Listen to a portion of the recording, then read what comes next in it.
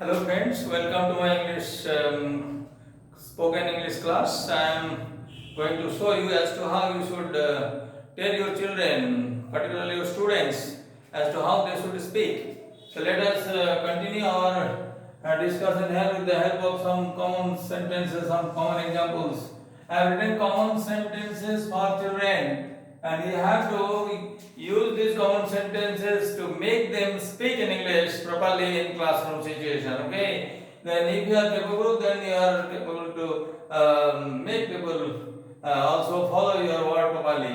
Then মনে করো, if suppose here is a student who wanted to say আমার শরীর ভালো নেই, যদি আমার শরীর ভালো নেই সে মনে মনে ভাবছে, how will he speak out about it? He say that I am not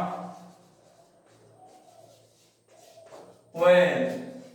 I am not well. এটুকু বললে হবে, you have to speak in this way. যে বাচ্চাকে বলবে যে তুমি যদি বলো ভাবো যে আমার শরীর ভালো নেই, এটা তুমি ইংরেজিতে কি বলবে? How do you say when you speak? যখন তোমাকে বলতে হবে যে আমার শরীর ভালো নেই, তার জন্য তোমাকে কি বলতে হবে?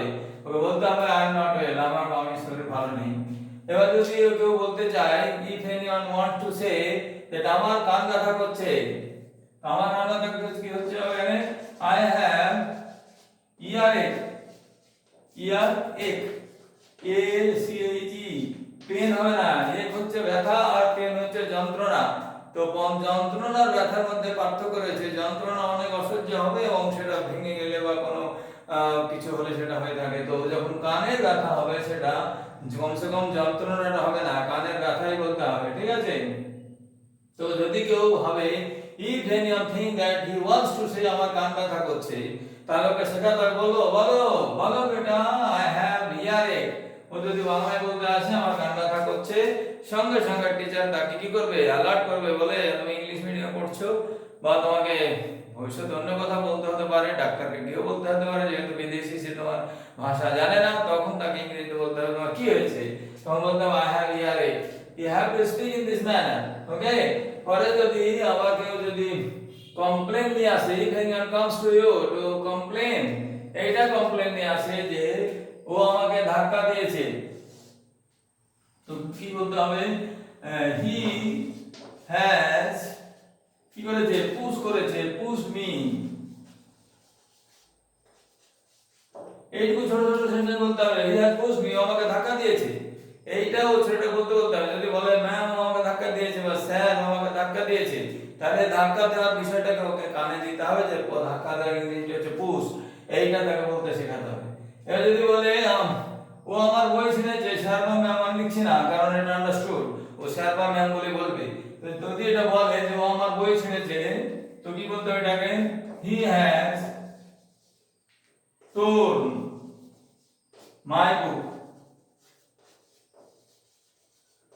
যদি বুক হয় বুক, কপি হলে কপি বলতে হবে।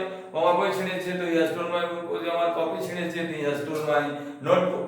তো কপি বা বই একই ধরনের যদি সিচুয়েশন আসে নোটবুক বলে, তখন সেটাকে ওখানে বলতে হবে বুক, না বলে নোটবুক বলতে হবে। আমি এখানে বই লিখেছি, অতএব এটাকে শুধু বুক বললাম। যদি বলে আমার বইয়ের খাতার পাতা ছিঁড়ে দিয়েছে, তখন ওটাকে নোটবুক বলতে হবে। এগুলো আন্ডারস্টুড, এগুলো তো কমন সেন্স সবারই আছে, আমি সেটুকু বিশ্বাস রাখছি। I am trusting on the ability of our teaching staff and as well as teaching community. তারপরে যদি কেউ বলে আমার পেটে ব্যথা করছে, যদি কোনো বাচ্চা এসে বলে আমার পেটে ব্যথা করছে, ওকে শেখাতে হবে কি বলতে হবে ইংরেজিতে? I have stomach ache. I have stomach ache। ওই একই ব্যথা। স্টমাক এক কে বলতে হয়, স্টমাক পেন বললে হবে না। Stomach pain does not listen nicely. এক spelling A C H E, এক, এটাকে এচ বললে হবে না। I have stomach ache, এখানে হাইফেন আছে একটা, এই হাইফেন দিয়ে দুটো শব্দকে জোড়া হয়েছে, it is a compound word. তারপরে যদি কেউ বলে আমার বমি বমি করছে, তো বমি বমি করছে, I have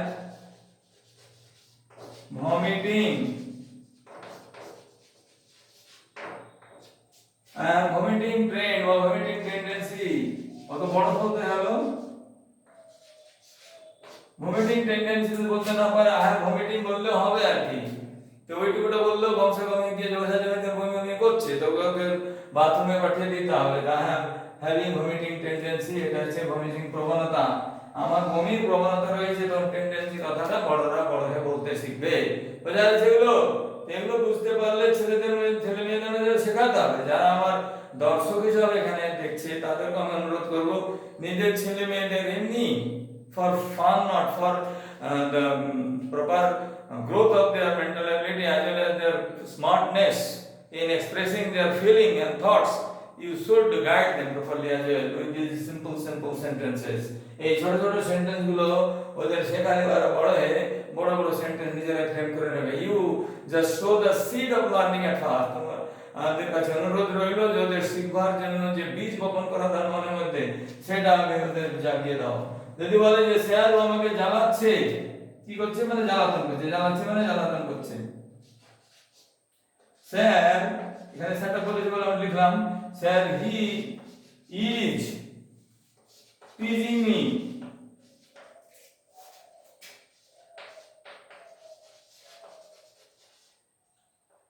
টিজ করা হচ্ছে, এটা জ্বালাতন করা। কাউকে উত্ত্যক্ত করা জ্বালাতন করা। হি is teasing me, he is not disturbing only, বরং জ্বালাতন করছে, তার এটাকে টিজিং করতে হবে। টিজ করা হচ্ছে এটা। আমার যদি বলে আমার শরীর অসুস্থ, আমি বাড়ি যেতে চাই, if anyone says that I want to go home, আর মানে বাংলাতে বলে যে আমি বাড়ি যেতে চাই, আমার শরীর ভালো নেই, তখন কি বলতে হবে? কি স্যার বলো, ইংরেজি বলো, ওটা বলতে হবে। ইংরেজি বলো, sir I want to go home.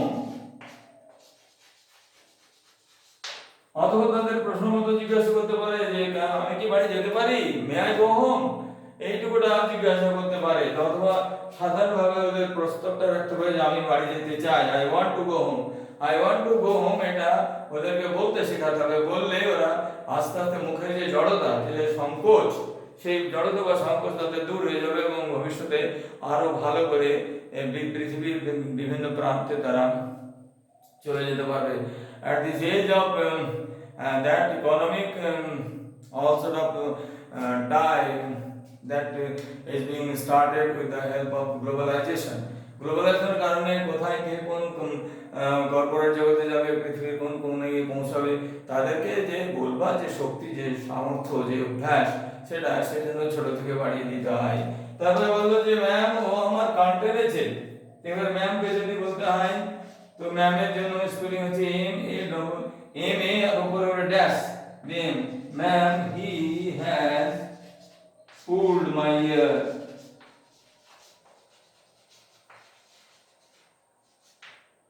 তো বন্ধুরা, এই ধরনের my friend, in this way I try my best to make you understand as to how you should guide.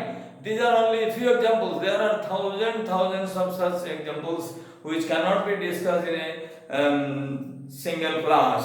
It will be carried on in due course. I already mentioned some of those spoken English videos, and I described how to speak in all these situations. Then if you have noticed them, then you should go through them, or if you have not seen them, please try to see all those as well. And if you like my videos, then you share it or like it, and as well as you should subscribe so that you can be linked with me. That's what today. I think you should all be mentally more sophisticated and grown up in due course. With that expectation, that will all be very nice. I am concluding here my discussion. Thank you.